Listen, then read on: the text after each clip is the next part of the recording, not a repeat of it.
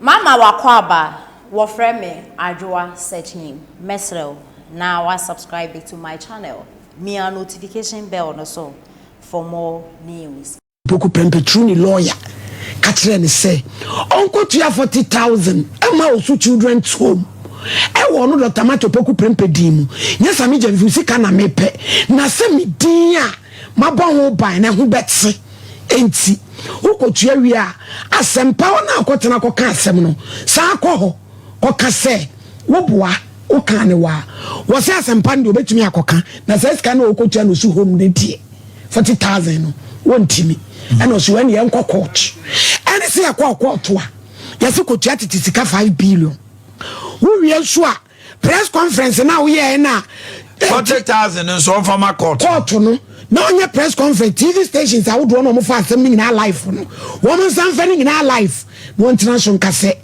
Mena me kaya me boa ye nyine mfanye hia de se wonya microphone se wo kasa me gu no ebi so a eya ahwechi enye kokame yam wamo na ko tu no biana obeja ya ye din ko so nim se de wo kan nya no kora obeko agini din etie no ano no na je opoko agima ye gina ye ma last a year mampeni dada bondi ye nyine ka so the ceiling the glass ceiling shattered ye keke bia se ene de man so ya me akwanya eye fe so ban so be ye mampeni abedi akire maame no se ya no rebranding because so she previous way now to sing in kwa redeem na appearance ne niam nyina wakasa kama efe very well na me die efutu am de beba ni se akuti abona wo be saka kire no se peni yetu okay me saka kire ni se akuti abona wo de start no eno de on tonebo so almost start se bia almost reply de Ghana for ka say no oyoba so no was start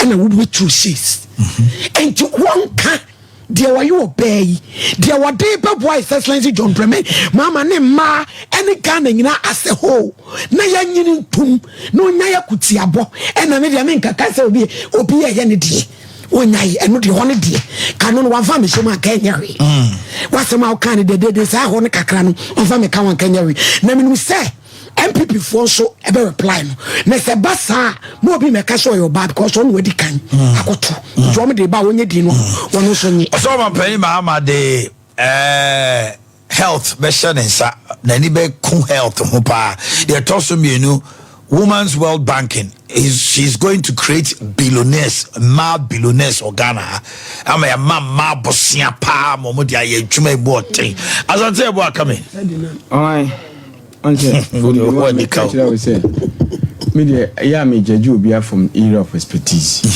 and the woman is an English student Naana prof we English student for that matter no wa be ewo nkatahudie oratory like poet very erratic words in it dear you can't take it away from her we can go and read it back description be or point lines in because anya ba o me ade no nko Baby, what guys say nepotism clothed in development in the period. What to know? Oh, the same me can say the no, but the posturing demeanor at this very outdooring was excellent. You can't take it away from me. Yeah, wow, bet me penifo so better or could you kwana ni really can many na had really raise her status. Yeah. Comparatively last 4 years this what to 2021 she has difference now to send about same say she has vast and so true shit the own true shit if she doesn't true shit then why is she a politician because in your quest to throw the shade that will make we say we draw no very good okojina na one can and send bisama amount for especially the opponent and then can year it's like much ado about nothing and then you should expect reply. We are dealing with content the asema kan ni mudru se wa antake bema bia wa atake nsema amanfo bia company fu I was on no me on kaso a driver's mate send about me obi an driver's mate about me you know that owner of that anti wa catch no But me, if he wants or MPP want to reply, the same way, and you say a character assassination, I say be good baby, and I say be fight. But this election, they shouldn't character assassinate. And my men and deal with it. Don't attack a person. On my work, can some people, I mean, as some back worker, I say that accountability. So I say. Omanhene no ade ya high and say you betimi edi no kra na say ebu akonta ewo yamamu a ya bebu so what you say no say we qualify accountability even a constitutional provision. This is 93.1 FM. Come to the people of this country. But the question also is not the first time we are hearing accountability. And I can say accountability no political party bia and Naana 2016 it was fear mongering, like if I said, it was enough to put fear in the opponent. Say to the sense, say, Mamma could be Jiva Ativo. Okay, say, so Baba, no on a bad branding. What can we say? What Jamaica, Omoka say, or voter region. What Jamaica say, scan what they call Sa bad branding, what they call so in the area can say, to another one of the opposition, say, Banamamo anymore.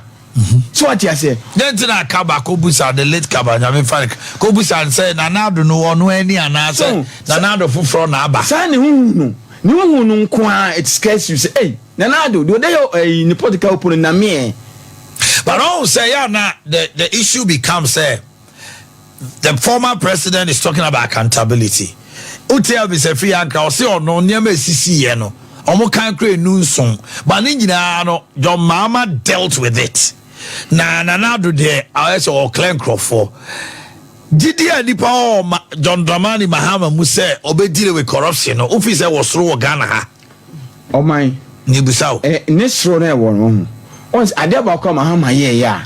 A baby, I be done so no one appointee or didn't go in a court. Abuga Pelemudiano. Abai Ben on one in Nipo no mubu mine. Now on my phone so during the same Regina Mary Yeno and Mdako court. And in Penfosi what uncle you on that aspect.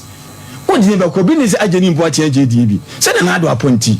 But now I could say to me, Jelly, me banner makes out on your one of your bida. What you say? So first time I'll be a bit because first time our president BS. First time our president here is on an appointee. You didn't go in a court. I didn't watch it now. I go in a court. Say to you to under the tenure of in the future government Biana. Now that I penny say, but my mama say, oh my penny your mama dealing with corruption, prosecuting government officials. If we say or can't say which they Ghana for a more do my Ghana for so or move some. Oh, make us Massa, he's a politician and the one year political virgin. Wababe di busupen. And you know, the time now better as one. O jelly ni penyan kede na kasedi na whatever. Ya dina kokotu. Ya jelly na absentia and other people. That means nyo mo nyina na odo mo kojina bi wo amfo manko. And the man buy no by even one of the said in our penny do mama personal. Now investigating because I don't know the show man your mama Serbia one prosecutor said number the reason is said in na scandal BMPA or my penny your mama pencil me can say scandal investigation na very good because enkono so e beti my investigation bi so what you say Serbia did not come to his notice well but there then we dey go buy. And the me can say, I said a quick one. A subsequent government bar. Which means you show Niema Muchain. We say Abuga Pele must have say free and Naana institute Sadiana almost certain committee may go buy. But suddenly they want to be fan said your mama. Because it could be on his blind side. Well, near the I'm for no question back say. People were even accusing of my page your mama say Oman. A lady, a friend said Victoria Hammer Osakino. Moral grounds. Very good, but the others who fell say, so we are near Masu PPA. And now do I remember Musa about corruption? Now the two ladies to Nanado a memo and a Mahama memo. Be in discretion. What did Bunimai? Okay, I agree with you on that. Way and yet we say okay, we can so gloss over the move. Okay, so now the issue we'll have to have is that. Now the president, the former president, and then running mate to say, one more back.